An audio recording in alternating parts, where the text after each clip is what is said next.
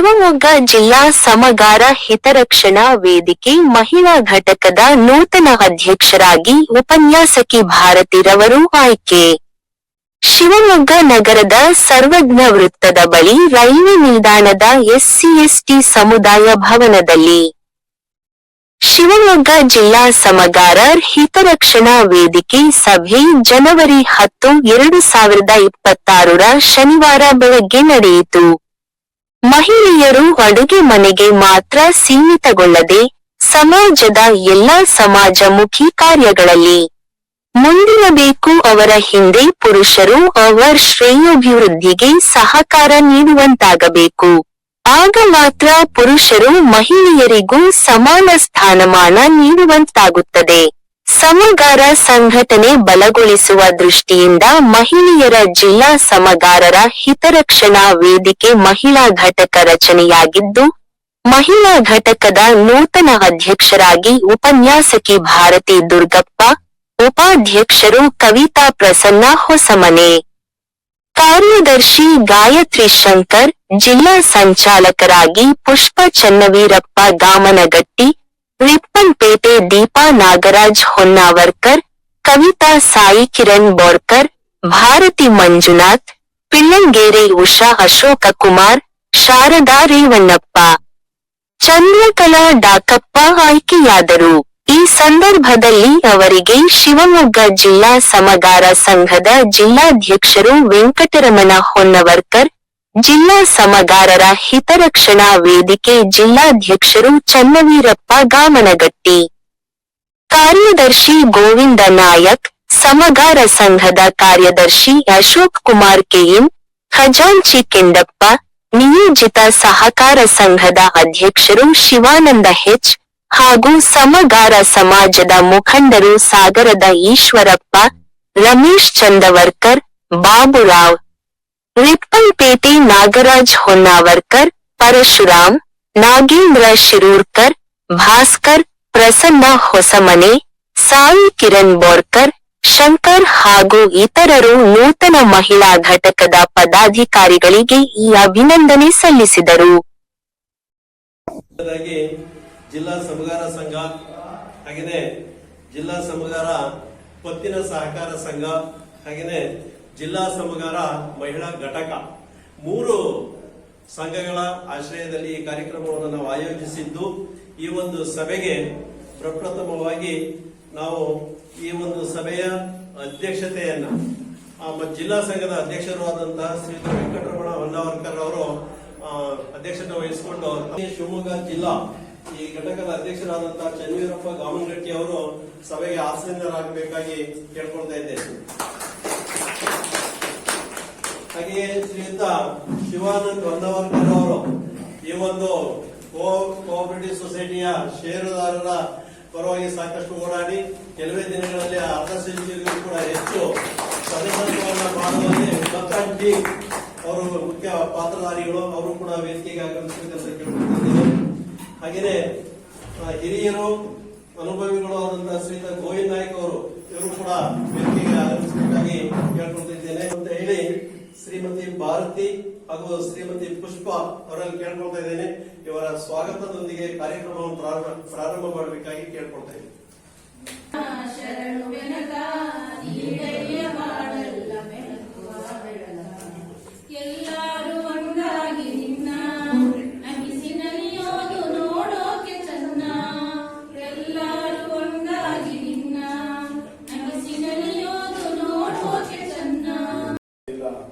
ಸಮಗಾರ ಸಂಘ ಇದರ ಅಧ್ಯಕ್ಷ ಸ್ಥಾನವನ್ನು ವಹಿಸಿಕೊಂಡಿರುವಂತಹ ಗೌರವಿತ ವೆಂಕಟರಮಣ ಹೊನ್ನವರ್ಕರ್ ಅವರನ್ನು ಎಲ್ಲರ ಪರವಾಗಿ ತುಂಬ ಹೃದಯ ಸ್ವಾಗತ. ಹಾಗೆ ಈ ಒಂದು ಕಾರ್ಯಕ್ರಮದಲ್ಲಿ ಆಸೀನರಾಗಿರುವಂತಹ ಚನ್ನವೀರಪ್ಪ ಗಾಮನಗಟ್ಟೆ ಮಹಿಳಾ ಹಿತರಕ್ಷಣಾ ವೇದಿಕೆ ಘಟಕ ರಚನೆಯ ಉಸ್ತುವಾರಿಯನ್ನು ವಹಿಸಿಕೊಂಡಿರುವಂತಹ ಚನ್ನವೀರಪ್ಪ ಗಾಮನಗಟ್ಟೆ ಅವರನ್ನು ಸಹ ಈ ಒಂದು ವೇದಿಕೆಗೆ ಎಲ್ಲರ ಸ್ವಾಗತವನ್ನು ಕೋರುತ್ತೇವೆ. ಹಾಗೂ ಈ ಒಂದು ಕಾರ್ಯಕ್ರಮದ ಕಾರ್ಯದರ್ಶಿ ಆಗಿರುವಂತಹ ಅಶೋಕ್ ಅವರನ್ನು ಸಹ ಅತ್ಯಂತ ವಿನಯಪೂರ್ವಕವಾಗಿ ಕುಂಭದ ಸ್ವಾಗತವನ್ನು ಕೋರುತ್ತೇವೆ. ಹಾಗೂ ಈ ಸಮಾಜದ ಇದರ ಮೇಲುಸ್ತುವಾರಿಯನ್ನು ವಹಿಸಿಕೊಂಡಿರುವಂತಹ ಗೌರವಾನ್ವಿತ ಶಿವಾನಂದ ಪನ್ನವರ್ಕರ್ ಅವರನ್ನು ಸಹ ಅತ್ಯಂತ ವಿನಯಪೂರ್ವಕವಾಗಿ ತಮ್ಮೆಲ್ಲರ ಪರವಾಗಿ ತುಂಬು ಹೃದಯದ ಸ್ವಾಗತವನ್ನು ಕೋರುತ್ತೇವೆ. ಹಾಗೆ ಈ ಒಂದು ಕಾರ್ಯಕ್ರಮದಲ್ಲಿ ಆಸೀನರಾಗಿರುವಂತಹ ಗೌರವಾನ್ವಿತ ಗೋವಿಂದ ನಾಯ್ಕ ಅವರನ್ನು ಸಹ ಅತ್ಯಂತ ವಿನಯಪೂರ್ವಕವಾಗಿ ತಮ್ಮೆಲ್ಲರ ಪರವಾಗಿ ಸ್ವಾಗತವನ್ನು ಕೋರುತ್ತೇನೆ. ಹಾಗೆ ಈ ಒಂದು ಕಾರ್ಯಕ್ರಮದಲ್ಲಿ ಆಸೀನರಾಗಿರುವಂತಹ ಎಲ್ಲರಿಗೂ ಸಹ ಅತ್ಯಂತ ಗೌರವದಿಂದ ಅತ್ಯಂತ ವಿನಯಪೂರ್ವಕವಾಗಿ ತುಂಬು ಹೃದಯದ ಸ್ವಾಗತವನ್ನು ಕೋರುತ್ತಾ ಹಾಗೆ ಈ ಒಂದು ಕಾರ್ಯಕ್ರಮದಲ್ಲಿ ವಿಶೇಷವಾಗಿ ಬಹಳಷ್ಟು ಮಹಿಳೆಯರು ಆಸೀನರಾಗಿದ್ದಾರೆ. ಅವರನ್ನೆಲ್ಲರನ್ನೂ ಸಹ ಬಹಳ ವಿನಯದಿಂದ ಅತ್ಯಂತ ಗೌರವಪೂರ್ವಕವಾಗಿ ತುಂಬು ಹೃದಯದ ಸ್ವಾಗತವನ್ನು ಎಲ್ಲರ ಪರವಾಗಿ ಕೋರುತ್ತಿದ್ದೇನೆ.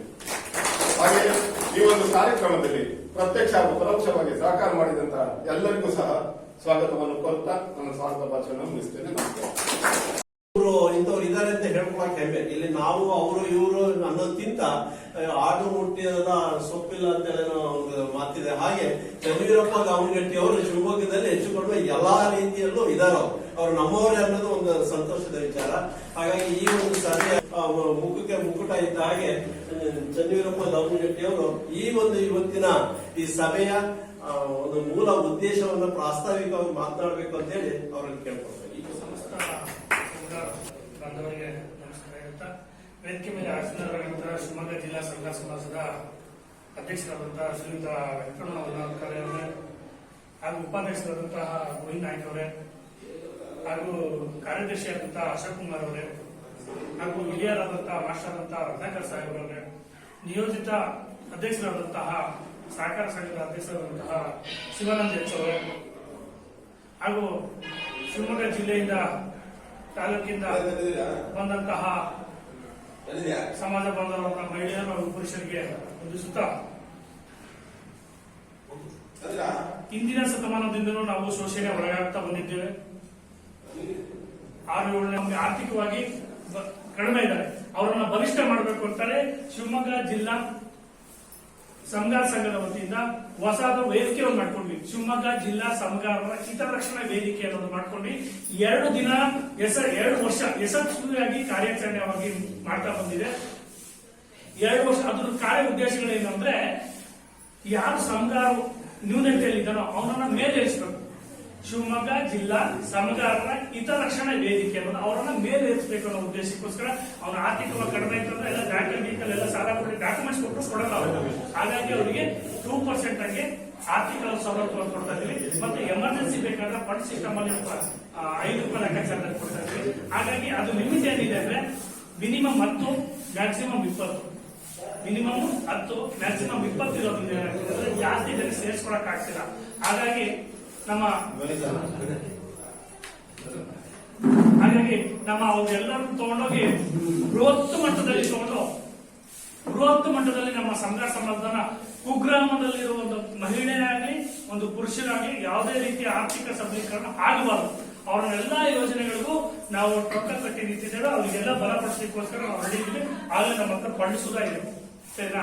ಆ ರೀತಿ ಮಾಡಿರೋದ್ರಿಂದ ಇಲ್ಲಿ ಏನಾಗ್ತಿದೆ ಅಂದ್ರೆ, ಎಲ್ಲ ಗಂಡು ಮಕ್ಕಳು ಇರೋದ್ರಿಂದ ಹೆಣ್ಣು ಮಕ್ಕಳ ನ್ಯೂನತೆಗಳನ್ನ ನಾವು ಕೇಳಲಿಕ್ಕಾಗಲ್ಲ. ಅವ್ರ ಹೆಣ್ಮಕ್ಳ ಸಮಸ್ಯೆಗಳೇ ಬಹಳ ಇದಾವೆ. ಅಂತ ಸಮಸ್ಯೆಗಳೆಲ್ಲ ನಾವು ಕೇಳಲಿಕ್ಕಾಗಲ್ಲ. ಹೆಣ್ಮಕ್ಳೇ ಆಗ್ಬೇಕು. ಹೆಣ್ಮಕ್ಳಾಗಿದ್ರೆ ನೀವು ವಿದ್ಯಾವಂತರಿದ್ದೀರಾ, ನಿಮ್ಮದೇ ಆದಂತ ಟ್ಯಾಲೆಂಟ್ ಇದೆ. ಆವಾಗ ಅವ್ರಿಗೆ ಏನ್ ಬೇಕು, ಅವ್ರಿಗೆ ಎಂತ ಇದ್ಬೇಕು ಅದು ಮಾಡಿದಾಗ ಆಟೋಮೆಟಿಕ್ ಸರಿಯಾಗುತ್ತೆ. ಆಮೇಲೆ ಸರ್ಕಾರದ ಯೋಜನೆಗಳು ಏನಿದೆಯೋ, ಪ್ರತಿಯೊಂದೊಂದು ಸರ್ಕಾರದ ಯೋಜನೆಗಳನ್ನ SC ಕ್ಯಾಟಗರಿ ಲೆಕ್ಕಾಚಾರದಲ್ಲಿ ಬೇರೆಯವರಿಗೆ ಹೋಗ್ತಾ ಇದೆ. ಬೇರೆ ಜನಾಂಗದ SC ಅನ್ನೋ ಜನಾಂಗಕ್ಕೆ ಹೋಗ್ತಾ ಇದೆ. ಅದನ್ನ ಆ ರೀತಿ ಆಗಬಾರ್ದು. ನಮ್ ಜನಾಂಗಕ್ಕೆ ಸಿಗಬೇಕು ಅನ್ನೋ ಉದ್ದೇಶಕ್ಕೋಸ್ಕರ ನಾವೇನ್ ಮಾಡ್ತಾ ಇದೀವಿ ಅಂದ್ರೆ, ನಾವೀಗ 10 ಜನದ ಒಂದು ಗ್ರೂಪ್ ಮಾಡ್ತಾ ಇದೀವಿ. 10 ಜನರು ಒಂದೊಂದು ಗ್ರೂಪ್ ಮಾಡ್ತಾ ಇದೀವಿ. ಪ್ರತಿಯೊಂದೊಂದು ಹಳ್ಳಿ ಗ್ರಾಮಗಳಲ್ಲಿ ಅವರನ್ನು ದೃಢೀಕರಣ ಮಾಡಿಸ್ತಾ ಇದೀವಿ. ಅವ್ರಿಗೆ ಏನ್ 10 ಜನ ಗ್ರೂಪ್ ಇದೆ, ನಮ್ಗೆ ಇಲ್ಲಿ ಜಿಲ್ಲಾ ಮಟ್ಟದ ಏನಿದೆಯೋ ಸಮಗಾರರ ಕ್ರೆಡಿಟ್ ಕೋಆಪರೇಟಿವ್ ಸೊಸೈಟಿ ಪತ್ತಿನ ಸಹಕಾರ ಸಂಘಗಳನ್ನ ಆಲ್ರೆಡಿ ಎಲ್ಲ ಹಿರಿಯರು ಸೇರ್ಕೊಂಡು ಮೊನ್ನೆ ಸಭೆಗಳಲ್ಲಿ ತೀರ್ಮಾನ ಮಾಡ್ಕೊಂಡು ಆಗಿದೆ. ಅದಕ್ಕೆ ನಿಯೋಜಿತ ಅಧ್ಯಕ್ಷರಾದಂತಹ ಶ್ರೀಯುತ ಶಿವಾನಂದ ಅವರು ಆಯ್ಕೆಯಾಗಿದ್ದಾರೆ. ಈಗ ಮಹಿಳಾ ಘಟಕವನ್ನು ರಚನೆ ಮಾಡುತ್ತೆ. ನೀವು ಮಹಿಳೆಯರು ಪ್ರತಿಯೊಂದು ಸಂಘಟನೆ ಮಾಡೋದು ನಿಮ್ಮ ಜವಾಬ್ದಾರಿ. ನಿಮಗೆ ಏನ್ ಬೇಕು ಆರ್ಥಿಕ ಸೌಲಭ್ಯಗಳಾಗಿ ಪ್ರತಿಯೊಂದು ಸೌಲಭ್ಯಗಳನ್ನು ಕೊಡಬೇಕು. ಒಂದು ಸರ್ಕಾರದ ಶಾಸಕರಾಗಲಿ ಹೋಗೋ ಮನವಿ ಇಟ್ಕೊಂಡು ಹೋಗೋದು ಸಂಸ್ಕೃತಿಯನ್ನು ಬಿಡಬೇಕು. ನಮ್ಮ ಸಂಘಟನೆ ನೋಡ್ಕೊಂಡು ಸಹ ನಿಮ್ಗೆ ಏನ್ ಸವಲತ್ತು ಬೇಕು ಅನ್ನೋ ಸೌಜನ್ಯ ನೋಡ್ಕೊಂಡು ಬರಬೇಕು. ಆ ಮಟ್ಟಿಗೆ ತಗೊಂಡೋಗ್ಬೇಕು ಅನ್ನೋ ಲೆಕ್ಕಾಚಾರದಲ್ಲಿ ಇದ್ದೀವಿ. ಇವತ್ತು ಮಹಿಳಾ ಘಟಕಗಳನ್ನ ರಚನೆ ಮಾಡಬೇಕು ಅಂತ ಇದ್ದೀವಿ. ಇವತ್ತು ನೀವೇನ್ ಮಹಿಳೆ ಇದ್ದೀರಾ ಬಂದಿದ್ದೀರಾ ಅದ್ರಲ್ಲಿ ನೀವು ಅಷ್ಟು ಜನ ಆಯ್ಕೆ ಆಗ್ತೀರಾ. ನಿಮ್ಮಲ್ಲಿ ಯಾರು ಅಧ್ಯಕ್ಷರು ಕಾರ್ಯದರ್ಶಿಗಳನ್ನು ಸೂಚನೆ ಮಾಡಿದ್ರೆ ಅವರನ್ನ ನಾವು ಘೋಷಣೆ ಮಾಡ್ಕೊಂತೀವಿ. ಹಾಗಾಗಿ ಅದ್ರ ನಂತರದಲ್ಲಿ ಕೋಆಪರೇಟ್ ಸೊಸೈಟಿ ಇದೆಯಲ್ಲ ಅದ್ರದ್ದು ಮಾಹಿತಿಗಳನ್ನ ಶಿವಾನಂದ್ ಅವರು ಹೇಳ್ತಾರೆ ಆಯ್ತಾ. ಅದ್ರಲ್ಲಿ ಏನೇನು ಅಂತ ಮಾಹಿತಿ ಆಲ್ರೆಡಿ ಅರ್ಧ ಜನ ಸೇರುವವರು ಆಗಿದ್ದಾರೆ. 1000 ರೂಪಾಯಿ ಸೇರುದರ, 150 ರೂಪಾಯಿ ಪ್ರವೇಶ ದರ, ಪ್ರವೇಶ ಫೀಸ್ 50 ರೂಪಾಯಿ, 1150 ರೂಪಾಯಿ ಕೊಟ್ರೆ ನಿಮಗೆ ಅದರ ಬಾಡಿ ಕೊಡ್ತಾರೆ ಮುಂದಿನ ದಿನದಲ್ಲಿ. ಈಗ ರಸೀದಿ ಇಸ್ಕೊಂಡ್ಬಿಟ್ಟು ನಾಳೆ ಬ್ಯಾಂಕ್ ಆಗಿದ ತಕ್ಷಣ ನಿಮ್ಮ ಊರದ್ದು ಶಾಖೆಗಳನ್ನು ಹಾಕ್ತಿದೆ. ನೀವು ಯಾರೋ ಬ್ಯಾಂಕ್ಗಳಲ್ಲಿ ಹೋಗಿ ಬಂಗಾರ ಗಿಂಗಾರ ಒಡವೆ ಇಟ್ಟು ನೀವು ತಗೊಳ್ಳೋಂತ ಅವಶ್ಯಕತೆ ಇರೋದೇ ಇಲ್ಲ. ಎಲ್ಲ ನೀವ್ ಯಾರೇ ನಿಮ್ಗೆ ಸೂರಿಟಿ ತೊಂಬರಿ, ಹೌದು ನೀವು ನಿಂತತಿ ನಿಂದೆ ಬಂಗಾರ ಸರ್ ನಮ್ದೇ ಬಂಗಾರ ಇದು ನಾವು ನಂಬೋದು ಹೆಂಗೆ ಯಾರೇ ಸರ್ಕಾರಿ ನೌಕರು ಅವ್ರಿಗೆಲ್ಲ ಗ್ಯಾರಂಟಿ ಬಂಗಾರದ ರಸೀದಿ ತೊಗೊಂಡ್ರು ನಂಬಲ್ಲ. ಅಂತದ್ರಲ್ಲಿ ನೀವು ಅಂತದ್ದೇನೋ ತಗೊಂಡ್ರೆ ಯಾವ್ದೋ ಬ್ಯಾಂಕಿಗೆ ಹೋಗೋದ್ರಿ ನಮ್ಮ ಬ್ಯಾಂಕಿಗೆ ನೀವು ಬಂದಾಗ ನಮ್ಮಲ್ಲೇ ಇರ್ತಾರೆ ಐಡೆಂಟಿಫೈ. ನಿಮ್ಗೆ ಸರ್ಕಾರದ ಅಂಡರ್ ಹೋಗೋದಿಲ್ಲ ಕೋಆಪರೇಟಿವ್ ಸೊಸೈಟಿ ಏನಿದೆಯೋ ಅದ್ರ ಮಾನದಂಡ ನಿಮ್ಗೆಲ್ಲಾ ಸವಲತ್ತುಗಳನ್ನ ಕೊಡ್ತಾರೆ. ನೀವು ಯಾವುದೇ ಕಾರಣಕ್ಕೂ ಯಾರತ್ರನು ಇನ್ಮೇಲೆ ಕೈ ಒಡ್ಡುವಂತ ಅವಶ್ಯಕತೆ ಇಲ್ಲ. ನೀವು 10 ಜನ ಗ್ರೂಪ್ ಆಗಿ ನಿಮ್ಮ ಗ್ರೂಪಿಗೆ ಏನಾಗಿತ್ತು ನೀವೇನ್ ಲೀಡರ್ಸ್ ಇರ್ತಾರೆ ಉಸ್ತುವಾರಿಯಾಗಿ ಒಬ್ಬೊಬ್ರು ಹೋಗ್ತಾರೆ. ಇಲ್ಲಿಂದ ಅವ್ರ ಕಷ್ಟ ಸುಖಗಳನ್ನ ಕೇಳ್ಕೋಬಹುದು. ಅವ್ರು ಅಲ್ಲಿ ಬೇಕಾದ್ರೆ ದುಡ್ಡು ಕೇಳಿದ್ರು ಸ್ಯಾಂಕ್ಷನ್ ಮಾಡ್ತಾರೆ. ಫೋನ್ ಪೇ ಮುಖಾಂತರ ಅದನ್ನ ಕೊಡಬಹುದು. ಸರಿನಾ? ಇದನ್ನು ಸೇರುವವರನ್ನ ಆಗಿದ್ದಾರೆ ಮತ್ತೆ ಯಾರ್ಯಾರಿದ್ದಾರೋ ಅವ್ರನ್ನ ನೋಂದಣಿ ಮಾಡ್ಕೋಬೇಕು. ಈಗ ಮಹಿಳಾ ಘಟಕಗಳ ರಚನೆ ಆಗತ್ತೆ. ನೀವು ಏನ್ ಬಂದಿದ್ರೆ ಅಷ್ಟು ಜನ ಮಹಿಳೆ ಶಿವಮೊಗ್ಗ ಜಿಲ್ಲಾ ಸಮಗಾರರ ಹಿತರಕ್ಷಣಾ ವೇದಿಕೆ ಸರಿನಾ ಅದರ ಅಧ್ಯಕ್ಷತೆ ನಾನಿದ್ದೀನಿ. ನಮ್ಮ ಪದಾಧಿಕಾರಿಗಳಿದ್ದಾರೆ. ಮಹಿಳಾ ಘಟಕ ಇವತ್ತು ಆರಂಭವಾಗುತ್ತಿದೆ. ನೀವೆಲ್ಲರೂ ಇದ್ರೆ ಇದರಲ್ಲಿ ನೀವು ಸೆಲೆಕ್ಷನ್ ಆದರೂ ನಿಮ್ಮಲ್ಲೇ ಮಾತಾಡ್ಕೊಳ್ಳಿ. ಯಾರು ಅಧ್ಯಕ್ಷರು ಕಾರ್ಯದರ್ಶಿ ಉಪಾಧ್ಯಕ್ಷರು ಮಾತಾಡ್ತೀರಂತ ಅವರನ್ನ ಇವತ್ತು ಘೋಷಣೆ ಮಾಡ್ಕೊಂಡು ಒಬ್ಬರನ್ನ ಆಯ್ಕೆ ಮಾಡ್ತೀವಿ. ಇನ್ನೇನು ಡೌಟ್ ಇದ್ರೆ ನೀವು ಕೇಳ್ಬೋದು ಅಂತ ನಾನು ಮಾತಾಡೋಕೆ ಅವಕಾಶ ಮಾಡಿಕೊಟ್ಟ ತಮ್ಮೆಲ್ಲರೂ ಒದಗಿಸ್ತಾ ನಾನು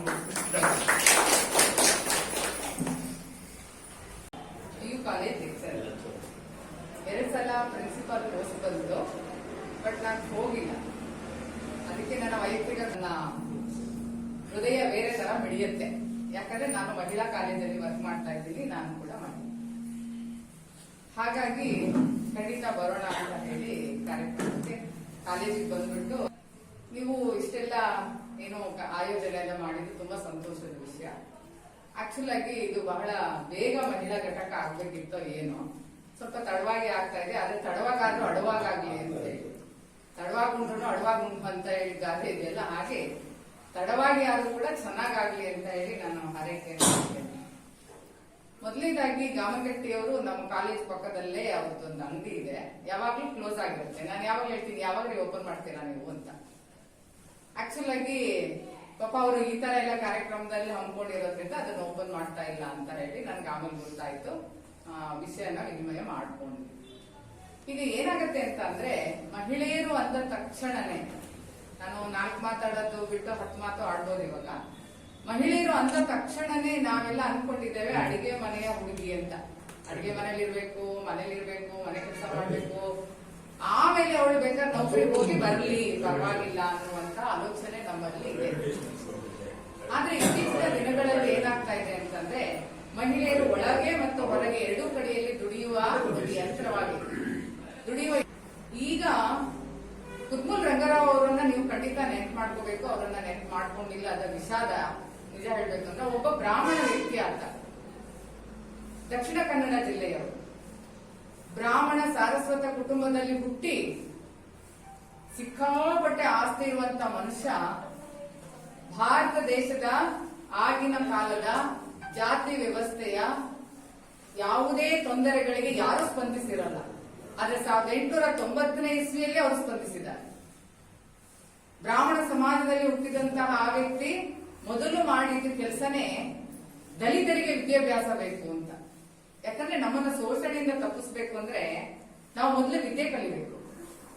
ವಿದ್ಯೆ ಕಲಿತಾಗ ಮಾತ್ರ ನಾವು ಎಲ್ಲಿ ಶೋಷಣೆಗೆ ಒಳಗಾಗ್ತಿದ್ದೀವಿ ಅನ್ನೋದಾದ್ರೂ ನಮ್ಗೆ ಗೊತ್ತಾಗುತ್ತೆ. ಅದನ್ನ ಅವರು ಮಾಡ್ತಾರೆ. ಅವರನ್ನು ಯಾಕೆ ಮರ್ತಿದ್ದಾರೆ ಅಂದ್ರೆ ಬ್ರಾಹ್ಮಣರು, ಈ ಬ್ರಾಹ್ಮಣ ಬಡ್ಡಿ ಮಗ ದಲಿತರಿಗೆ ಸಹಾಯ ಮಾಡ್ದ ಅಂತ ಬ್ರಾಹ್ಮಣರು ಮಾಡ್ತಿದ್ದಾರೆ.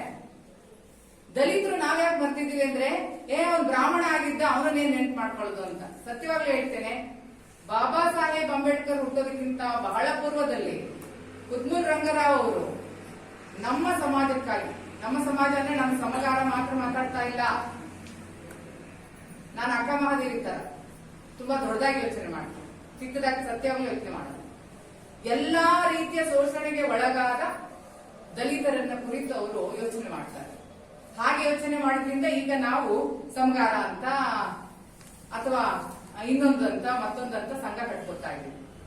ಇದು ಮುಂದಿನ ದಿನಕ್ಕೆ ಒಳ್ಳೇದೇನಲ್ಲ. ಈಗ ನಮ್ಗೆ ಅನ್ನಿಸ್ತಾ ಇದೆ ಸತ್ಯವಾಗ್ಲೂ ನಮ್ಮ ಸಮಗಾರ ಸಂಘ ಕಟ್ಕೋತಿದೀವಿ, ನಮ್ಮನ್ನು ಉದ್ಧಾರ ಮಾಡ್ಕೋತಿದೀವಿ, ನಾವು ಹಂಗ್ ಮಾಡ್ತೀವಿ ಹಿಂಗ್ ಮಾಡ್ತೀವಿ ಅಂತ. ನಮ್ಮ ಸಂಘಟನೆ ಆಗ್ಬೇಕಾಗಿದ್ದು ಕರ್ನಾಟಕದಲ್ಲಿ ಇಡೀ ದಲಿತ ಸಮುದಾಯ ಸಂಘಟನೆ ಆಗ್ಬೇಕು. ನಾವು ಸಂಘಟನೆ ಆಗ್ತಾ ಇರೋದು ಬರೀ ಸಮಗಾರ ಸಂಘಟನೆ ಆದ್ರೆ 1 ಲಕ್ಷ ಜನ ಸಿಗ್ಬೋದು, ಒಬ್ಬ ಮಾದಿಗ ಸಂಘಟನೆ ಆದ್ರೆ 2 ಲಕ್ಷ ಜನ ಸಿಗ್ಬೋದು, ಒಬ್ಬ ವಲಯ ಸಂಘಟನೆ ಮಾಡ್ಕೊಂಡ್ರೆ 3 ಲಕ್ಷ ಜನ ಸಿಗ್ಬೋದು, ಒಬ್ಬ ಲಂಬಾಣಿ ಸಂಘಟನೆ ಮಾಡ್ಕೊಂಡ್ರೆ 5 ಲಕ್ಷ ಸಿಗ್ಬೋದು. ಆ ಎಲ್ಲರೂ ಒಟ್ಟಾಗಿ ನಾವು ಯಾವತ್ತು ದುಡಿಯೋದಿಲ್ವೋ ಅವತ್ತು ನಾವು ದೊಡ್ಡ ರಾಜಕೀಯ ಶಕ್ತಿಯ ಎದುರಿಗೆ ಹೋರಾಟ ಮಾಡಕ್ ಆಗೋದೇ ಇಲ್ಲ. ಇದು ನಮ್ಮ ತಲೆಯೆಲ್ಲ ಇರ್ಬೇಕು. ಯಾವತ್ತು ನಾವು ಕೇವಲ ಸಣ್ಣ ಸಣ್ಣ ಸಂಘಟನೆಯನ್ನ ಒಂದುಗೂಡಿಸ್ಕೋಬೇಕು. ಈಗ ನಾವೇನೋ 6%, 7%, 5% ಕೇಳಕ್ ಹೋಗ್ತಾ ಇದ್ದೀವಿ. ಗಾಮನಗಟ್ಟಿಯವರ ಆಲೋಚನೆ ಚೆನ್ನಾಗೇ ಇದೆ, ಇಲ್ಲ ಅಂತ ನಾನಂತೂ ಹೇಳ್ತಾ ಇಲ್ಲ. ಆದ್ರೆ ನಾವು ಮಹಿಳಾ ಸಹಕಾರ ಸಂಘ ಅಂತ ಹೇಳಿ ಕಟ್ಟಿಕೊಂಡಾಗ ನಮ್ಮ ಮಹಿಳೆಯರನ್ನ ನಾವು ಒಗ್ಗೂಡಿಸ್ತೇವೆ ಸತ್ಯ, ಆದ್ರೆ ಅದ್ರ ಜೊತೆ ಇನ್ನೊಬ್ರಿಗೆ ಯಾರಿಗಾರ ಸಹಾಯ ಮಾಡಬಾರ್ದು ಅಂತ ಏನಿರಲ್ಲ. ಸ್ತ್ರೀ ಶಕ್ತಿ ಸಂಘಗಳು ಕಟ್ಟಿದ್ದು ಯಾರು ಅಂದ್ರೆ ಕುದ್ಮೂಲ್ ರಂಗರಾವ್. ಆರ್ಯ ದ್ರಾವಿಡ ಸಹಕಾರ ಸಂಘ ಅನ್ನೋದನ್ನ ಕಟ್ಟುವುದರ ಮೂಲಕ ಅಂದಿನ ಕಾಲದಲ್ಲಿ 1890ನೇ ಇಸ್ವಿಯಲ್ಲೇ ಅವರು ಪತ್ತಿನ ಸಹಕಾರ ಸಂಘಗಳನ್ನ ಮಾಡಿದ್ರು. ಹಣಕಾಸನ್ನ ಹೇಗೆ ಇಟ್ಕೊಳ್ಬೇಕು ಅನ್ನೋದನ್ನ ತೋರಿಸ್ಕೊಟ್ರು. ಮಹಿಳೆಯರಿಗೆ, ವಿಧವೆಯರಿಗೆ, ವೇಷವಾಟಿಕೆಯಲ್ಲಿದ್ದಂತ ಹೆಣ್ಮಕ್ಳಿಗೆ, ದಲಿತರಿಗೆ ಪ್ರತಿಯೊಬ್ಬರನ್ನು ಕೂಡ ಆ ವೇದಿಕೆಗೆ ತಂದರು. ಅವರಿಗೆ ಶಿಕ್ಷಣವನ್ನು ಕೊಟ್ಟರು. ಶಿಕ್ಷಣ ಕೊಡುವುದರ ಮೂಲಕ ಮಾತ್ರ ಸಾಧ್ಯ ಅನ್ನೋದನ್ನು ತೋರಿಸ್ಕೊಟ್ರು. ಹಾಗೆ ತೋರಿಸಿಕೊಟ್ಟಂತ ಒಬ್ಬರನ್ನ ನಾವು ಇವತ್ತು ನೆನಪು ಮಾಡ್ಕೊಳ್ಳೋಣ. ಬಾಬಾ ಸಾಹೇಬ್ ಅಂಬೇಡ್ಕರ್ ನಮಗೆ ಸತ್ಯವಾಗಲೂ ತುಂಬಾ ಪ್ರಾಮುಖ್ಯತೆಯನ್ನು ಪಡ್ಕೊಂಡಿದ್ದಾರೆ. ಯಾಕೆಂತಂದ್ರೆ ಬಾಬಾ ಸಾಹೇಬ್ ಅಂಬೇಡ್ಕರ್ ಅವರು ಹುಟ್ಟಿದ್ದು ನಮ್ಮ ಯಾವುದೋ ಒಂದು ದಲಿತ ಜನಾಂಗದಲ್ಲಿ ಆಗಿದ್ರು ಕೂಡ ಹಾಗೊಬ್ಬ ಹುಟ್ಟಬೇಕು ಅಂತಂದ್ರೆ ನಿಜವಾಗಿಯೂ ಕೂಡ ಅವನು ಏನೋ ಒಂದು ಕೆಲಸವನ್ನು ಮಾಡಬೇಕಿಲ್ಲಿ ಅಂತ ಹುಟ್ಟಿರ್ತಾನೆ. ಬೇರೆ ಕಾರಣಕ್ಕಾಗಿ ಯಾರು ನಾವಿಲ್ಲಿ ಹುಟ್ಟಿಲ್ಲ. ಒಂದರ್ಥ ಮಾಡ್ಕೊಳ್ಳಿ, ನಾವೆಲ್ಲ ನಮ್ಮ ತಾಯಿಯನ್ನು ಆಯ್ಕೆ ಮಾಡ್ಕೊಂಡಿದ್ದೇವೆ, ತಂದೆಯನ್ನಲ್ಲ. ತಾಯಿಯನ್ನು ಮಾತ್ರ ನಾವು ಆಯ್ಕೆ ಮಾಡ್ಕೊಂಡಿರೋದು. ಯಾವ ಧರ್ಮದ ಪುಸ್ತಕವನ್ನು ಬೇಕಾದ್ರೂ ಓದಿ, ತಾಯಿಯನ್ನು ಮಾತ್ರ ನಾವು ಆಯ್ಕೆ ಮಾಡ್ಕೊಂಡಿರೋದು. ತಂದೆ ತಾಯಿಯನ್ನ ಆಯ್ಕೆ ಮಾಡ್ಕೊಂಡಿದ್ದಾರೆ ಅಷ್ಟೇ. ಆಮೇಲೆ ನಾವು ಅಪ್ಪ ಅಂತ ಇಲ್ಲಿ ಕರಿ ಅಂದಿದ್ವಿ, ನಾವು ಅಪ್ಪ ಅಂದಿದ್ವಿ. ಯಾರನ್ನು ನಮ್ಮಮ್ಮ ತೋರಿಸಿದ್ರು ಅಪ್ಪ ಅಂತಿದ್ವಿ ನಾವು. ಈ ನಮ್ಮ ಅಮ್ಮ ಇದ್ದಾಳಲ್ಲ, ಅವಳು ನಮ್ಮನ್ನು ಹೆತ್ತು ಹೊತ್ತು ಸಾಕಿ ಎಷ್ಟು ಕಷ್ಟ ಬಿದ್ದಿದ್ದಾಳೋ ಆ ಕಷ್ಟವನ್ನ ಅನುಭವಿಸುವುದಕ್ಕಾಗಿ ಅಂಬೇಡ್ಕರ್ ಅವರು ತನ್ನ ತಾಯಿಯನ್ನ ಉದ್ಧಾರಗೊಳಿಸಬೇಕು. ತನ್ನ ತಾಯಿಯನ್ನ, ಇದು ಅವಳು ಭಾರತವೇ ತನ್ನ ತಾಯಿ ಅನ್ಕೊಂಡ್ಬಿಟ್ರು ಅವರು. ಅಂತಹ ಭಾರತ ಮಾತೆಯಲ್ಲಿರುವಂತಹ ಎಲ್ಲ ದಲಿತ ಜನಾಂಗರನ್ನು, ಅವರೊಬ್ರು ಅಂತ ಹೇಳಿಲ್ಲ, ಎಲ್ಲಾ ದಲಿತ ಜನಾಂಗದವರನ್ನು ಕೂಡ ಉದ್ಧರಿಸೋದಕ್ಕಾಗಿ ಶ್ರೀಕೃಷ್ಣನ ಒಂದು ಅವತಾರ ಅನ್ನೋ ತರದಲ್ಲಿ ಅವರು ಹುಟ್ಟಿದ್ದಾರೆ. ಪ್ರತಿಯೊಬ್ಬ ವ್ಯಕ್ತಿಯೂ ಕೂಡ ಒಂದೊಂದು ಅವತಾರ. ನಾನು ದೇವರು ಅಂದಾಗ ನೀನ್ ಎದುರುಗಡೆ ಇರೋರು ದೇವರೇ ನನಗೆ. ಆ ದೇವರ ಸ್ಥಾನದಲ್ಲಿರುವಂತ ಬಾಬಾ ಸಾಹೇಬ್ ಅಂಬೇಡ್ಕರ್ ಅವರು ಮಹಿಳೆಯರ ಉದ್ಧಾರಕ್ಕಾಗಿ ಎಷ್ಟೆಲ್ಲ ವರ್ಕ್ ಅನ್ನು ಮಾಡಿದ್ರು. ಆದ್ರೆ ಅದು ನಮ್ಮ ಮಹಿಳೆಯರಿಗೆ ಆಗಿರ್ಲೇ ಇಲ್ಲ. ಯಾಕಂದ್ರೆ ನಾವು ಆಸ್ತಿವಂತರಾಗಿರ್ಲಿಲ್ಲ, ನಮ್ಮ ತಂದೆ ತಾಯಿ ಹತ್ರ ಯಾವುದೇ ಜಮೀನು ಇತ್ಯಾದಿಗಳಿರ್ಲಿಲ್ಲ, ನೌಕರಿಗಳಿರ್ಲಿಲ್ಲ, ಏನೂ ಇರ್ಲಿಲ್ಲ. ಆದ್ರೆ ಅವರು ಅಷ್ಟೂ ಮಹಿಳೆಯರಿಗ ತೊಂದರೆಯನ್ನ ನೋಡಿ ಅವರು ಮಹಿಳೆಯರಿಗೆ ಉದ್ಧಾರ ಆಗ್ಬೇಕು ಅಂತ ಹೇಳಿ, ವಿಧವೆಯರಿಗೆ ಉದ್ಧಾರ ಆಗ್ಬೇಕು ಅಂತ, ಪುನರ್ವಿವಾಹಗಳಾಗಬೇಕು, ಎಲ್ಲಾ ರೀತಿಯಲ್ಲಿ ರಾಜಕೀಯದಲ್ಲಿ ಇವರಿಗೆ ಅಸ್ತಿತ್ವ ಸಿಗ್ಬೇಕು, ಹೀಗೆಲ್ಲ ಯೋಚನೆ ಮಾಡಿದ್ರು ಅಂತಂದ್ರೆ ನಾವು ಸ್ವಲ್ಪ ಸಂಘಟನೆ ಮಾಡುವಾಗ ಮುಂದಿನ ನಮ್ಮ ರಾಜಕೀಯ ನಡೆ ಹೇಗಿದೆ ಅಂತ ಯೋಚನೆ ಮಾಡ್ಬೇಕು. ನಾನಿಲ್ಲಿ ಒಬ್ಬ ನೌಕರಲ್ಲಿದ್ದಂಥವ್ರು ಆತರ ಮಾತಾಡಬಾರ್ದು, ಆದ್ರೂ ನಿಮ್ಗೆ ಅಣ್ಣ ತಮ್ಮಂದಿರು ಅಂತ ಹೇಳಿ ಅನ್ಕೊಂಡು ಹೇಳ್ತಾ ಇದ್ದೇನೆ, ಅಕ್ಕ ತಂಗಿರು ಅಂತ ಹೇಳ್ಕೊಂಡು ಹೇಳ್ತಿದ್ದೇನೆ. ಮುಂದೊಂದು ದಿನ ನಮ್ಮವರೇ ಆದಂತವ್ರು ಯಾರಾದ್ರೂ ಚುನಾವಣೆಗೆ ನಿಂತ್ಕೊಂಡ್ರೆ ಎಲ್ಲಾ ದಲಿತ ಜನಾಂಗದವರು ಇವ್ರು ಒಳ್ಳೆಯವರು, ಇವ್ರಿಗೆ ವೋಟ್ ಹಾಕಿದ್ರೆ ನಮ್ಮ ಇಡೀ ಜನಾಂಗಕ್ಕೆ ಏನಾದ್ರೂ ಒಂದು ಆಗತ್ತೆ ಅನ್ನುವಷ್ಟು ನಾವು ಬೆಳೆದು ಸಹಕಾರವನ್ನು ಕೊಡುವಂತ ಸಂಘಗಳು ನಮ್ಮವಾಗಬೇಕು. ಬರೀ ಒಂದಷ್ಟು ಜನದ ನಾವು ಮಾಡ್ಕೊಂಡ್ವಿ ಅಂತಂದ್ರೆ, ಬರೀ ಒಂದಷ್ಟೇ ಜನ ನಾವು ಸಂಘಟನೆ ಆಗೋದ್ರೆ, ಇನ್ಯಾವುದೋ ಒಂದು ಜಾತಿಯನ್ನು ಧರ್ಮವನ್ನು ಅವಹೇಳನ ಮಾಡ್ತೀವಿ ಅಂತಂದ್ರೆ ಅದು ಖಂಡಿತ ಅಲ್ಲ. ಸಮಾಜ ಅಂತ ಅಂದಾಗ ಕುದ್ಮುಲ್ ರಂಗರಾವ್ ಅವರನ್ನ ನಾವು ನೆನ್ಪು ಮಾಡ್ಕೊಂಡ್ರೆ, ಅಂಬೇಡ್ಕರ್ ಅವ್ರನ್ನ ನೆನ್ಪು ಮಾಡ್ಕೊಂಡ್ರೆ, ಅವರು ಖಂಡಿತವಾಗ್ಲೂ ಆ ರೀತಿ ಸಂಘಟನೆ ಮಾಡ್ಕೊಂಡು ಬಂದಿದ್ದಕ್ಕೆ ಇಡೀ ಎಲ್ಲರ ಮನಸ್ಸಿನಲ್ಲಿ, ಎಲ್ಲರ ಮನದಲ್ಲಿ, ಎಲ್ಲರ ಹೃದಯದಲ್ಲಿ ಅವರು ನೆಲೆಸಿದ್ದಾರೆ. ಹಾಗಾಗಿ ನಾವು ಮಾಡ್ಬೇಕಾದದ್ದಿಷ್ಟೇ, ಈ ಏನು ಬತ್ತಿನ ಸಹಕಾರ ಸಂಘ ಅಂತ ಮಾಡ್ತಾ ಇದೀವೋ, ಹಳ್ಳಿಗಳಿಗೂ ಹೋಗಿ ಪ್ರತಿಯೊಬ್ಬ ಹೆಣ್ಣು ಮಗಳನ್ನ ಆಲೋಚನೆಯನ್ನ ತಂದುಬಿಟ್ಟು ಅಲ್ಲಿ ಅವರಿಗೆ ಮೆಂಬರ್ಶಿಪ್ ಅನ್ನ ಮಾಡಿಕೊಂಡು ಅವರನ್ನ ಒಟ್ಟಿಗೆ ತಂದುಕೊಂಡ್ರೆ ಮಾತ್ರ ಇದು ಸಾಧ್ಯ ಆಗುತ್ತೆ. ಅದ್ರ ಜೊತೆಗೆ ಈಗ ಹೇಳಿದಂತೆ ಬೇರೆ ಸಹಕಾರ ಸಂಘಗಳ ಅಥವಾ ಬೇರೆ ಜಾತಿಯ ಸಂಘಟನೆಗಳ ಜೊತೆಗೂ ನಾವು ಹೊಂದಾಣಿಕೆಯನ್ನು ಮಾಡಿಕೊಂಡು ಒಂದು ರೀತಿಯಲ್ಲಿ ಒಗ್ಗೂಡಬೇಕು. ಆ ಒಗ್ಗೂಟ ನಡೆದಾಗ ಮಾತ್ರ ಮುಂದಿನ ಯಾವುದೇ ರಾಜಕೀಯ ನಡೆಗೆ ಅನುಕೂಲ ಆಗುತ್ತೆ. ಈಗ ಉದಾಹರಣೆಗೆ ಮಂಡಲ ಪಂಚಾಯತಿ ಚುನಾವಣೆಗಳು ನಡೀತವೆ, ಪುರಸಭೆ ಚುನಾವಣೆಗಳು ನಡೀತವೆ, ಅಥವಾ ಇನ್ಯಾವುದೋ ಒಂದು ಚುನಾವಣೆ ನಡೀತವೆ. ಆ ಜಾಗದಲ್ಲಿ SC ST ಗೆ ಅಂತ ಒಂದಿರುತ್ತೆ. SC ST ಗೆ ಅಂತ ಒಂದು ಪೋಸ್ಟ್ ಇದ್ದಾಗ ಅಲ್ಲೇ ಕಚ್ಚಾಟ ಶುರುವಾಗುತ್ತೆ. ಇಲ್ಲ ಕಂಡ್ರೆ ನಮ್ಮ 10,000 ಓಟ್ ಇದಾವೆ, ನಿಮ್ ಹೆಂಗ್ರೆ ನಿಲ್ಸಕ್ಕಾಗತ್ತೆ, ನಮ್ಮ 20,000 ಇದೆ, ನಿಮ್ಮನ್ನ ಹೆಂಗ್ರೆ ನಿಲ್ಸಕ್ಕಾಗತ್ತೆ, ನಮ್ಮವ್ರು ನಮಗೆ ಓಟ್ ಹಾಕ್ತಾರೆ. ಈ ರೀತಿಯ ಒಂದು ಸಣ್ಣ ಕಚ್ಚಾಟಗಳು ಶುರುವಾಗ್ತವೆ. ಹಾಗಾಗಿ ಅಂತಹ ಕಡೆಗಳಲ್ಲೆಲ್ಲ ನಮ್ಮ ಸಹಾಯ ಅವರ ಸಹಾಯಕ್ಕೆ, ಅವರ ಸಹಾಯ ನಮ್ಮ ಸಹಾಯಕ್ಕೆ ಅನ್ನುವಂತೆ ಇದ್ದಾಗ, ನೋಡಪ್ಪ ಈ ಸಲ ನಮ್ಮವರು ಚುನಾವಣೆ ನಿಲ್ಲಿ, ನೀವೆಲ್ಲರೂ ನಮ್ಗೆ ಓಟ್ ಹಾಕಿ, ಇನ್ನೊಂದ್ಸಲ ನಿಂತಾಗ ನಾವು ನಿಮಗೆ ಹಾಕ್ತೀವಿ ಅನ್ನುವಂತಹ ಒಂದು ಒಳ್ಳೆಯ ಆಲೋಚನೆಗಳು ಅಲ್ಲಿ ತುಂಬಲ್ಪಡ್ಬೇಕು. ಇಲ್ಲ ನಾವು ಸಮಗಾರ ಎಷ್ಟು ಜನ ಇದೀವಿ, ನಮ್ಗೆ ನೀವು ಓಟ್ ಹಾಕ್ಬೇಕು ಅಂತ ಹೇಳಿ ಅವ್ರು ಕೇಳಕ್ ಹೋದಾಗ ನಾವು ಏನೋ ಒಂದು ಅವ್ರಿಗೆ ಮಾಡೋದ್ರ ಮೂಲಕ ನಮ್ಮ ಮುಖವನ್ನ ತೋರಿಸ್ಬೇಕು, ಒಳ್ಳೆತನವನ್ನ ನಾವು ತೋರಿಸ್ಬೇಕು. ಇಲ್ಲ ಅಂತಂದ್ರೆ ಯಾವುದೇ ಚುನಾವಣೆಗಳಲ್ಲಿ ನಾವು ಗೆಲ್ಲೋದಕ್ಕಾಗ್ಲಿ, ಚುನಾವಣೆಯಲ್ಲಿ ಭಾಗವಹಿಸೋದಕ್ಕಾಗ್ಲಿ ಸಾಧ್ಯವಾಗುವುದಿಲ್ಲ. ಇಂತಹ ಆಲೋಚನೆಗಳನ್ನ ಈ ಸಂಘಟನೆಗಳು ತಂದ್ರೆ ಒಳ್ಳೇದಾಗುತ್ತೆ ಅಂತ ನನ್ನ ಅಭಿಪ್ರಾಯ, ಮೊದಲನೇದಾಗಿ. ಎರಡನೇದು, ಈ ಮಹಿಳಾ ಸಹಕಾರ ಸಂಘಗಳನ್ನ ಕುದ್ಮುಲ್ ರಂಗರಾವ್ ಅವರು ಯಾವ ಆಲೋಚನೆಯ ಮೇಲೆ ತಂದಿದ್ರು ಅಂತ ಅಂದ್ರೆ, ಮಹಿಳೆಯರಲ್ಲಿ ಉಳಿತಾಯ ಮನೋಭಾವನೆ ಮೊದಲು ಬೆಳೆದ್ರೆ ಅವರು ಸಂಸಾರವನ್ನು ಚೆನ್ನಾಗಿ ನೋಡ್ಕೊಳ್ತಾರೆ ಅಂತ. ಇದು ಸತ್ಯವಾಗಿ ಗಾಯತ್ರಿ ಅವರು ಹೊಲಿಗೆಯಲ್ಲಿ ತುಂಬಾ ಇಂಪ್ರೂವ್ಮೆಂಟ್ ಇದ್ದಾರೆ. ಏಕಾದಶಿ ಜನಕ್ಕೆ ಅವರು ಹೊಲಿಗೆ ಕಲ್ಸ್ಕೊಡ್ತಾರೆ. ಇವ್ರ ಸಹಾಯ ತಗೊಳ್ಳೋದು ನಾವು. ನಮ್ಮಲ್ಲಿ ಎಷ್ಟೋ ಹೆಣ್ಮಕ್ಳು 10ನೇ ಕ್ಲಾಸ್ ಬಿಟ್ಬಿಟ್ಟಿರ್ತಾರೆ. ಅಂತವರನ್ನ ಒಂದು ತಿಂಗಳು 15 ದಿನನೋ ಯಾವ್ದೋ ಮನೇಲಿ ಇರಿಸ್ಕೊಳ್ಳೋಂಗ್ ಮಾಡಿ ಅವರಿಗೆ ಹೊಲಿಗೆಯನ್ನ ಸಂಪೂರ್ಣವಾಗಿ ಕಲಿಸಿ, ನೋಡಮ್ಮ ನೀನ್ ಹೋಗಿ ಅಲ್ಲಿ ಹೊಲಿಗೆ ಕೆಲಸವನ್ನು ಮಾಡಿ ಜೀವನ ಮಾಡ್ಬೇಕು. ಇಂಥದನ್ನ ನಾವು ಕೊಡುವುದರ ಮೂಲಕ ಅವರಿಗೆ ಉದ್ಯೋಗವನ್ನು ಸೃಷ್ಟಿ ಮಾಡ್ಬೇಕೆ ಹೊರತು ನಾವು ಅವ್ರಿಗೆ ಸಾಲ ಕೊಟ್ಟು ಅವ್ರು ಸಾಲಗಾರ ಆಗುವಂತೆ ನೋಡ್ಕೋಬಾರದು. ಆ ಹೊಲಿಗೆಯನ್ನ ಮಾಡುವಂತ ಆ ಹೆಣ್ಣು ಮಗಳಿಗೆ ಏನ್ ಮಾಡ್ಬೋದು, ನಾವು ನಮ್ಮ ಸಹಕಾರ ಸಂಘದಿಂದ ಒಂದು ಮಿಷನ್ ಕೊಡಿಸಬಹುದು. ಇದು ನಾವು ಮಾಡುವ ಕುದ್ಮುಲ್ ರಂಗರಾವ್ ಅವರು ಇದನ್ನೇ ಮಾಡಿದ್ರು. ಇದನ್ನೇ ಮಾಡುವುದರ ಮೂಲಕ ಇತ್ತ ಎಜುಕೇಶನ್ಗೆ ಇಂಪ್ರೂವ್ಮೆಂಟ್ ಮಾಡ್ತಾ ಹೋದ್ರು, ಆ ಕಡೆಗೆ ಸಹಕಾರ ಸಂಘದ ಮೂಲಕ ಅವ್ರು ಏನ್ ಮಾಡ್ತಾ ಇದ್ದಾರೋ ಅದಕ್ಕೆ ಸಹಾಯ ಮಾಡ್ತಾ ಹೋದ್ರು. ಆ ಮೂಲಕ ಇಡೀ ದಕ್ಷಿಣ ಕನ್ನಡ ಜಿಲ್ಲೆಯಲ್ಲಿ ಯಾರ್ಯಾರು SC ST ಗಳಿದ್ದಾರೋ, ನಾನು ಹೇಳ್ತಾ ಇರೋದು ಬರೀ ಸಮಗಾರ ಜಾತಿ ಅಲ್ಲ, ಎಲ್ಲ SC ST ಗಳು ಅವರನ್ನ ಪಾದ ಪೂಜೆ ಮಾಡ್ಬೇಕು. ಅಷ್ಟರ ಮಟ್ಟಿಗೆ ಅವರು ಏನಿಲ್ಲ ಅಂತ ಒಂದು ಡಿಪ್ಲೊಮಾ ಓದಿರ್ತಾರೆ, ಒಂದು ITI ಓದಿರ್ತಾರೆ, ಒಂದು SSLC ಆದ್ಮೇಲೆ ಏನಾದ್ರು ಒಂದು ಮಾಡಿರ್ತಾರೆ, ಉದ್ಯೋಗದಲ್ಲಿ ಇರ್ತವೆ ಮಕ್ಕಳುಗಳು. ಯಾರು ಕೂಡ ಖಾಲಿ ಕೂತಿರಲ್ಲ, ಯಾರು ಇನ್ನೊಬ್ಬರ ಪಾದ ಸೇವೆಯನ್ನು ಮಾಡ್ತಾ ಇರಲ್ಲ.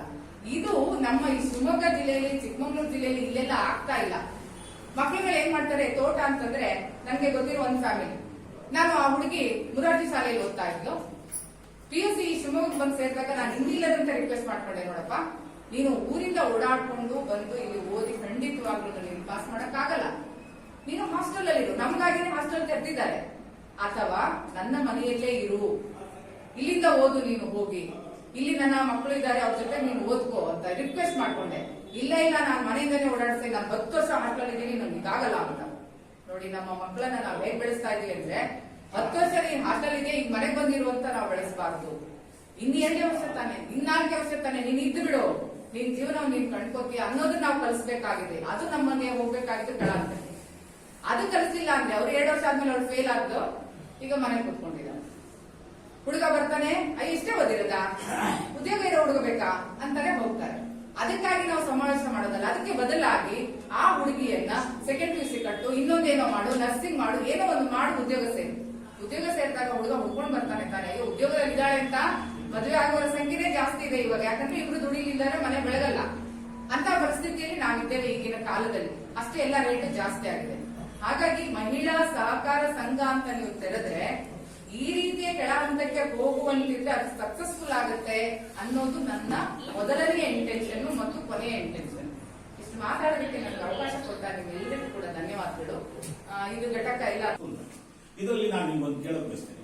ನಮ್ಮಲ್ಲಿ ತುಂಬಾ ಬಡವರು ಇರ್ತಾರೆ. ಅವರಿಗೆ ಏನಾದರೂ ನಮ್ಮ ಈ ಪತ್ತಿನ ಸಹಕಾರ ಸಂಘದಿಂದ ನಮ್ಮಲ್ಲಿ ಏನಾದರೂ ಮೆಂಬರ್ ಆದಂತರು ಮರಣ ಹೊಂದಿದರೆ ಅವರಿಗೆ ನಾನು ಘೋಷಣೆ ಮಾಡ್ತೀನಿ, ನೀವು ಹೇಳಬೇಕು, ಬೇಕೋ ಬೇಡ, ಅಥವಾ ಎಷ್ಟು ಮಾಡಬೇಕು ಎಷ್ಟು ಬಿಡಬೇಕು ಅಂತ ನೀವು ಹೇಳಬೇಕು. ಟ್ರೈನಿಂಗ್ ಕೊಡ್ತಾ ಇದ್ದೀನಿ. ನನ್ನ ಹೆಸರು ಭಾರತಿ ಮಂಜುನಾಥ್ ಅಂತ. ನಾನು ಹೌಸ್ ವೈಫ್, ಶಿವಮೊಗ್ಗದಲ್ಲಿ ಇರೋದು ನಾವು. ನಾನು ಸ್ಕೂಲ್ ಅಡಿಗೆ ಹೋಗ್ತೀನಿ, ಕೆಲ್ಸಕ್ಕೆ ಹೋಗ್ತೀನಿ. ನನ್ನ ಹೆಸರು ದೀಪಾ ನಾಗರಾಜ್. ನಾನು ಗ್ರಾಮ ಪಂಚಾಯತಿ ಮಾಜಿ ಮೆಂಬರ್ ಆಗಿದ್ದೆ ಮತ್ತೆ ಡೈರೆಕ್ಟರ್ ಆಗಿದ್ದೆ. ಇವಾಗ ಹೌಸ್ ವೈಫ್. ನನ್ನ ಹೆಸರು ಕವಿತಾ ಅಂತ ಹೇಳಿ, ಸೈಕೇನವರ ಮಿಸಸ್ ನಾನು, ಬೋರ್ಕರ್. ನಾನು ಹೌಸ್ ವೈಫ್ ವಿತ್ ಟೈಲರಿಂಗ್ ಕೆಲಸ ಮಾಡ್ತೀನಿ, ಟೈಲರಿಂಗ್.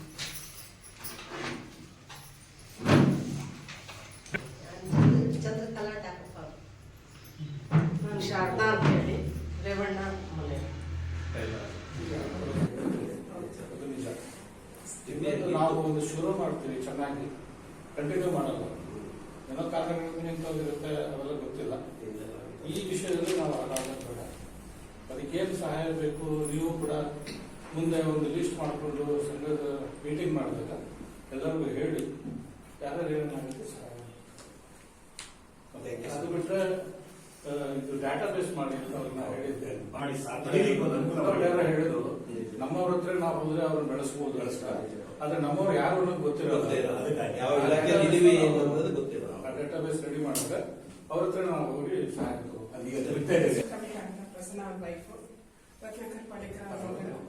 ನಾವು ಫಸ್ಟ್ ಟೈಮ್ ಬಂದಿರೋದು ಸಂಘ ಮೀಟಿಂಗ್ ಅಂತ. ಖುಷಿ ಆಯ್ತು. Started at least never the late ಅನ್ನೋ ತರ ಇವಾಗ ಸ್ಟಾರ್ಟ್ ಆಗಿದೆ. ಅವ್ರು ಹೇಳ್ದಂಗೆ ಸ್ಟಾಪ್ ಆಗ್ಬಾರ್ದು, ಲೆಟ್ ಗೋ ಫರ್ದರ್. ಮುಂದೆ ಆಮೇಲೆ ಭಾರತಿ ಅಂತ ಹೇಳ್ದಂಗೆ ಎಜುಕೇಶನ್ ಬಗ್ಗೆ ಅವ್ರು ಹೇಳಿದ್ರು. ನೀವು ಮದುವೆಗೂ ಪ್ರತಿ ವರ್ಷ ಅದಿರಲಿ. ಎಜುಕೇಶನ್ ಅಲ್ಲಿ ಅವ್ರು ಹೇಳ್ದಂಗೆ ಸ್ಟೂಡೆಂಟ್ಸ್ಗೂ ಒಂದು ಮೋಟಿವೇಶನ್. ಆದ್ರೆ ಇನ್ನೊಂದೇನಂದ್ರೆ ಅಂದ್ರೆ ನಮ್ಮಿದ್ರಲ್ಲೂ ಅಷ್ಟುವರೆಗೂ ಓದಿದಾರ, ಅಲ್ಲೆಲ್ಲ ಓದ್ತಾ ಇದ್ದಾರ ಅಂತ ಬೇರೆ ಮಕ್ಕಳಿಗೂ ಅವಾಗ ಒಂದು ಇನ್ಸ್ಪಿರೇಷನ್ ಸಿಗುತ್ತೆ. ಅವರು ಮಾಡ್ಬೋದು ಅನ್ನೋದು. ಆಮೇಲೆ ಅದೇ ಹೆಲ್ಪ್ ಮಾಡೋದಕ್ಕೂ ನಮಗೆ ಗೊತ್ತಾಗುತ್ತೆ, ಐಡೆಂಟಿಫೈ ಮಾಡ್ಬೋದು. ಪ್ಲಸ್ ಮೋಟಿವೇಶನ್ ಎರಡೂ. ಒಂದು ಲೈಕ್ ದಾನ ತರ ಕೊಡ್ಬೋದು ಅಮೌಂಟ್, ಇನ್ನೊಂದು ಅಪ್ರಿಸಿಯೇಷನ್ ತರ ಒಂದು ಸನ್ಮಾನ ಅಂತ ತರ ಮಾಡ್ಬೋದು. At least from 10th standard 10 PUC major ಘಟಕಗಳಲ್ಲಿ ಮಾಡಿದ್ರೆ ಒಳ್ಳೇದು ಅಂತ ಅದೊಂದು ಪಾಯಿಂಟ್ ಮಾಡಿದ್ವಿ.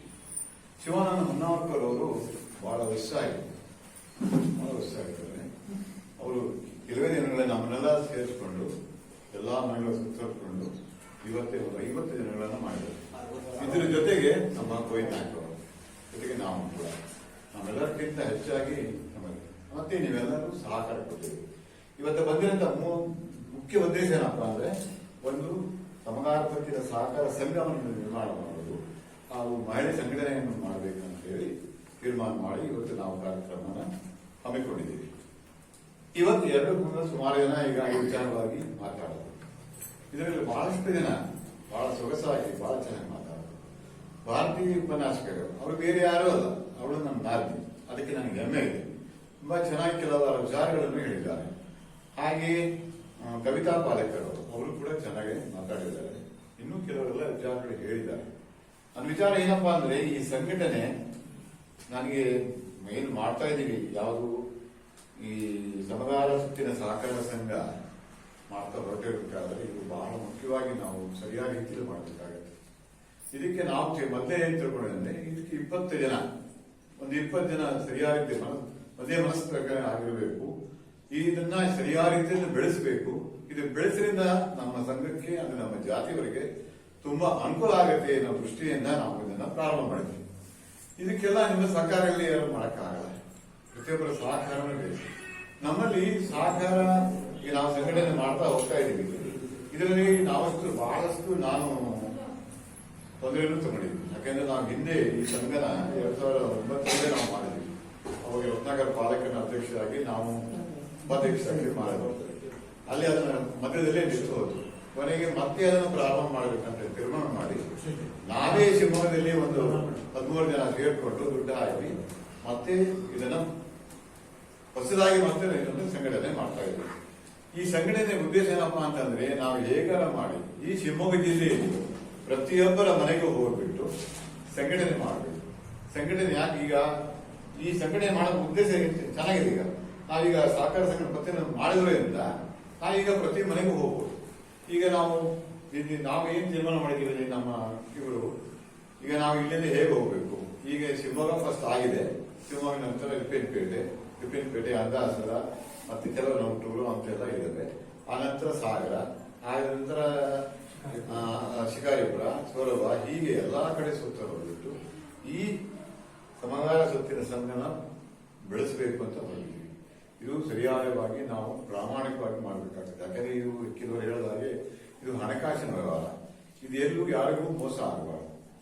ಇದು ಚೆನ್ನಾಗಿ ಬೆಳೆದು ಹೋದರೆ ತುಂಬಾ ಅನುಕೂಲ ಮಾಡ್ಕೋಬಹುದು. ಇನ್ನು ಕೆಲವರು ನಮ್ಮ ಈಶ್ವರ ಅವರು ಮಾತು ಹೇಳಿದ್ರು, ನಮ್ಮಲ್ಲಿ ಕೆಲವರು ಜಾತಿ ಹೇಳಕ್ಕೆ ಬಹಳ ಸಂಕೋಚ ಪಡ್ತಾ ಇದ್ದಾರೆ. ಅದು ಸತ್ಯವಾಗಿ ನಿಜ. ಆದ್ರೆ ಕೆಲವೊಂದು ಘಟನೆಯಲ್ಲಿ ಹೇಳ್ಬೇಕಂತಂದ್ರೆ ಅದು ಹೇಳಲೇಬೇಕಾಗತ್ತೆ, ನಿರ್ವಾಗುತ್ತೆ. ಯಾಕೆಂತಂದ್ರೆ ಕೆಲವು ಕಡೆ ಈಗ ಅವರು ನೌಕರಲ್ಲಿ ಇರ್ತಾರೆ, ನಮ್ಮ ಜಾತಿ ಹೇಳ್ಬೇಕ ತಕ್ಷಣ ಅವ್ರು ಏನ್ ಮಾಡ್ತಾರೆ, ನಮಗೆ ಮನೆ ಕೊಡೋದಾಗ್ಲಿ ಏನ್ ಮಾಡೋದು ತೊಂದರೆ ಕೊಡ್ತಾರೆ. ಅಂತ ವಿಚಾರದಲ್ಲಿ ಮಾಡ್ಕೊಂಡ್ರೆ ಏನ್ ತಪ್ಪಿರಲಿಲ್ಲ ಅನ್ನೋ ನನ್ನ ಭಾವನೆ. ಯಾಕೆಂತಂದ್ರೆ ಈಗ ನಾವು ಬದುಕಬೇಕು, ಏನು ಮಾಡಕ್ಕೆ ಆಗಲ್ಲ. ಹಾಗಾಗಿ ಅವರು ಆ ಟೈಮ್ ಹೇಳಿದ್ರು. ಆದ್ರೆ ನಾವು ಇಲ್ಲಿ ಸೇರೋ ಸಂಘಟನೆ ಮಾಡ್ಕೊಳ್ತೀವಿ. ನಾವು ಜಾತಿಗಳನ್ನೆಲ್ಲ ಕರೆದು ಇದ್ದಾಗ ಎಲ್ಲರೂ ಸಹ ಎಲ್ಲ ಸಹಕಾರ ಕೊಟ್ರೆ ಮಾತ್ರ ಇದು ಮಾಡಕ್ಕೆ ಸಾಧ್ಯ. ಇಲ್ಲ ನೀವೆಲ್ಲ ನಮ್ಮ ಕರೆಗೆ ಹೋಗ್ಬಿಟ್ಟು ಬಂದಿದ್ದೀರಾ, ಎಲ್ಲರೂ ಮತ್ತೆ ಮುಂದೆ ಕೂಡ ಸಹಕಾರ ಕೊಡ್ತೀರಾ ಅಂತ ಅಂದ್ಕೊಂಡು ಎರಡು ಮಾತನ್ನು ಕಾರ್ಯಕ್ರಮ ಬೆಳಗ್ಗೆ ತಿಳಿದಂತೆ ಈ ದಿನ 3 ಸಂಘಟನೆಗಳ ಒಂದು ಕಾರ್ಯಕ್ರಮ ಏರ್ಪಡಿಸಿದ್ದು. ಮೊದಲನೇದಾಗಿ ಸಮಾನ ಜಿಲ್ಲಾ ಮಹಿಳಾ ಘಟಕದ ಉದ್ಘಾಟನೆ ಮತ್ತು ಹಾಗೂ ಶಿವಮೊಗ್ಗ ಪತ್ತಿನ ಸಹಕಾರ ಸಂಘ ಹಾಗೂ ಸಮಾನ ಜಿಲ್ಲಾ ಸಂಘದ ಕಾರ್ಯಕ್ರಮ, 3 ಕಾರ್ಯಕ್ರಮಗಳು ಯಶಸ್ವಿಯಾಗಿ ಉದ್ಘಾಟನೆ. ಒಂದು ಮಹಿಳಾ ಘಟಕದ ಉದ್ಘಾಟನೆಯನ್ನು ಸಂಘಟನೆಗಳು ಮಾಡುತ್ತಿದ್ದಾರೆ. ಶಿವಮೊಗ್ಗ ಸಮಾನ ಸರ್ಕಾರಿ ಕಲಾ ಸಂಘದಲ್ಲಿ 2009 ಶ್ರೀ ರತ್ನಾಕರ್ ಪಾಲೇಕರ್ ಅವರ ಅಧ್ಯಕ್ಷತೆಯಲ್ಲಿ ನೆರವೇರಿಸಿದ್ದು ಅದನ್ನೇ ಮುಂದುವರ್ಕೊಂಡು ಹೋಗ್ತಾ ಇದ್ದೀವಿ. ಅದು ಮುಂದುವರ್ಕೊಂಡು ಹೋಗ್ತಾ ಇದೆ. ಈಗ ಪತ್ತಿನ ಸಹಕಾರ ಸಂಘಕ್ಕೆ ಎಲ್ಲರೂ ಸಹಕಾರ ನೀಡುವ ಮೂಲಕ ಕಾರ್ಯಕ್ರಮ ಯಶಸ್ವಿಗೊಳಿಸಿಕೊಳ್ಬೇಕು ಅಂತ ಕೋರಿಕೊಂಡಿದ್ವಿ. ನಮ್ಮ ಭಾರತಿ ಮೇಡಮ್ ಅವರು ಕೆಲವು ಪ್ರಶ್ನೆಗಳನ್ನು ಕೇಳಿದ್ರು. ಅವರು ಹೇಳಿದಂಗೆ ನಾವು ಯಾವುದೇ ಸಂಘಟನೆಗಳಿಂದ ನಾವು ದಲಿತ ಸಂಘಟನೆಗಳ ಜೊತೆ ಎಲ್ಲಾ ಕಾರ್ಯಕ್ರಮಗಳು ನಾವು ಭಾಗವಹಿಸ್ತಿದ್ದೇವೆ. ನಮ್ಮ ಸಂಘದಲ್ಲಿ ಯಾರು ಬಂದಿದ್ರು ನಾನಂತೂ ಹೋಗ್ತಾ ಇದ್ದೀನಿ, ನಮ್ಮ ಅಧ್ಯಕ್ಷರು, ನಾವು ನಮ್ಮ ಪದಾಧಿಕಾರಿಗಳೆಲ್ಲ ಹೋಗ್ತಾ ಇದ್ದೀವಿ, ಕಾರ್ಯಕ್ರಮ ಭಾಗವಹಿಸ್ತಿದ್ದೀವಿ. ಎಲ್ಲ ಅಧ್ಯಕ್ಷರ ಶ್ರೀ ವಂಶರಮಣ ಅಮ್ಮಾನಗರ್ ಅವರಿಗೆ ಸಮಾರಂಭದ ಕಾರ್ಯಕ್ರಮ ನಿರ್ವಹಿಸಿಕೊಟ್ಟಿದ್ದಾರೆ. ಅವರಿಗೆ ವಂದನೆಗಳನ್ನು ಸಲ್ಲಿಸುತ್ತೇನೆ.